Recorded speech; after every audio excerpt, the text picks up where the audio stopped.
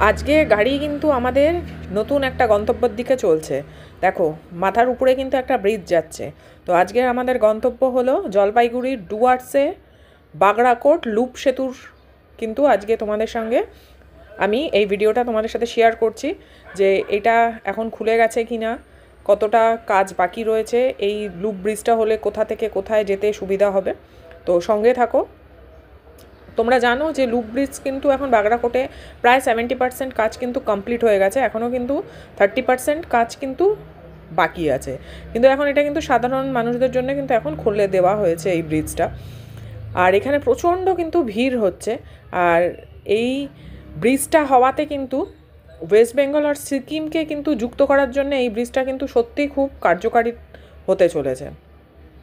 আর যেহেতু নতুন একটা ব্রিজ তৈরি হচ্ছে, তাই জন্য কিন্তু প্রচণ্ড রকম সেলফির কিন্তু ঝড় একেবারে উঠে গেছে। সেই জন্য প্রশাসন থেকে কিন্তু এখানে একটা নিয়ম করে দিয়েছে যে যখন ব্রিজটার উপরে উঠছো তার 50 মিটার থেকে যতটা ব্রিজের নিচে নামছো তত 50 মিটার অবধি তোমরা কিন্তু কোনো গাড়ি থামিয়ে ওখানে কিন্তু সেলফি কিন্তু নেওয়া যাবে না। তোমরা একবার উপরে উঠে গেলে তারপরে তোমরা এই যে গাড়িগুলো যে সাইড হয়ে রয়েছে সেখানে দাঁড়িয়ে তোমরা সেলফি নিতেই পারো। কিন্তু যখন উঠছো মেন যে রাস্তাটা ব্রিজটার উপর থেকে যখন তোমরা উঠছো তখন কিন্তু গাড়ি ওখানে কোনো মতেই দাঁড় করানো যাবে না, তাহলে কিন্তু ওখানে পুলিশরা এসে কিন্তু তোমার গাড়িকে নিয়ে কিন্তু চার্জ করতে পারে। তো এইটা লুপ ব্রিজ কেন বলা হচ্ছে? লুপ ব্রিজ মানে হলো যে একটা শার্প টার্ন আর কি, পুরো শার্প টার্ন নিয়ে কিন্তু তুমি একেবারে উপরে উঠে চলে যাচ্ছ। পাহাড়ে আমরা এমনিই জানি যে রাস্তা কিন্তু কেটে কেটে, পাহাড়ি রাস্তা কিন্তু কেটে কেটে বানানো হয়। তো এই লুপ ব্রিজটাও কিন্তু সেরকমভাবেই পুরো সাপের মতন কিন্তু এঁকে বেঁকে চলে গেছে। এইটা কিন্তু এখনও তৈরি হয়নি, যেটা তোমাদের ফার্স্টেই বললাম, কিন্তু তাতেই কিন্তু একেবারে নেট দুনিয়ায় ঝড় তুলে দিয়েছে কিন্তু এই লুপ ব্রিজ। মানে এখন যেখানেই তাকাবে সেখানেই কিন্তু সবাই এই লুপ ব্রিজটার উপরে গিয়ে ফটো তোলা থেকে শুরু করে পিকনিক করা থেকে শুরু করে সব রকম কিন্তু আনন্দ নিচ্ছে এই ব্রিজটার উপরে। বলতে পারো ওয়েস্ট বেঙ্গলের কিন্তু ফার্স্ট লুপ ব্রিজ কিন্তু এটাকেই বলা যাবে। এটা বলা যাবে না, এটাই। তো এটার কিন্তু প্রচণ্ড রকমের এখন ভিড় হচ্ছে, পর্যটকদের কিন্তু প্রচণ্ড রকমের ভিড় হচ্ছে এখানে।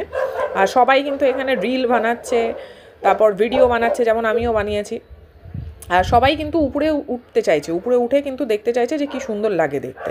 আর এটা কিন্তু সত্যি, তুমি যত উপরে উঠছো মানে এত সুন্দর লাগছে, পরিবেশটাও কিন্তু খুবই সুন্দর। আর উপর থেকে কিন্তু খুবই সুন্দর ভিউটা কিন্তু প্রচণ্ড সুন্দর। আর দেখতেই পাচ্ছ যে লোকজনেরও কিন্তু প্রচণ্ড রকমের ভিড় এখানে কিন্তু রয়েছে।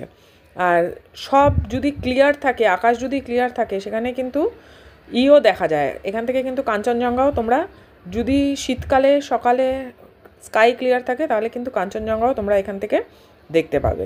আর এখান থেকে কিন্তু সানরাইজ এবং সানসেটটাও কিন্তু খুবই সুন্দর দেখা যাচ্ছে।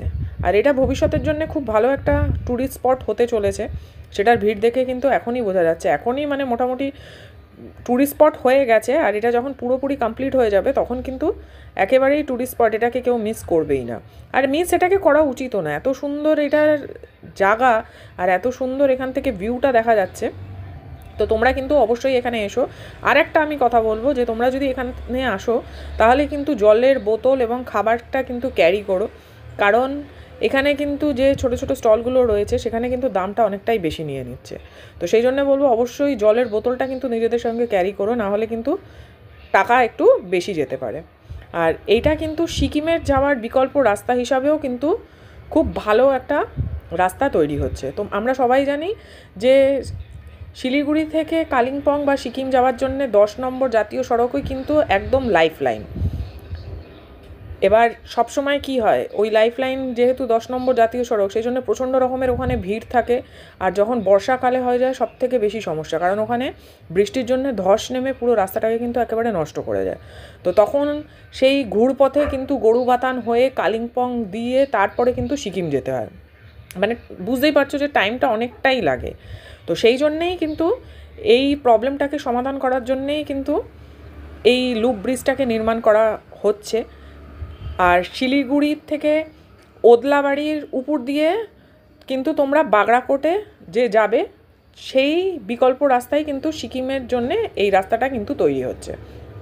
আর সেটাই কিন্তু 2018 সাল থেকে বাগড়াকোটের 4-5 কিলোমিটার দূরের পাহাড়ের কিন্তু মানে কয়েকটা পিলার লাগিয়ে লাগিয়ে কিন্তু এই লুপ ব্রিজটাকে তৈরি করার চেষ্টা শুরু হয়েছিল। কারণ জানো তোমরা সবাই যে পাহাড়ের উপরে একটা রাস্তা কেটে বানাতেই কতটা টাইম লেগে যায়, আর এরকম লুপ ব্রিজ বানানো তো কত টাফ সেটা তো বোঝাই যায়। তো এটা মোটামুটি 2018 সাল থেকে কিন্তু এটা শুরু হয়েছে। এই যে দেখো এখনও কিন্তু আমরা পুরো উঠিনি, আমরা কিন্তু যাচ্ছি, দেখেই তোমরা বুঝতে পারছো যে দেখতে কিন্তু খুবই সুন্দর লাগছে।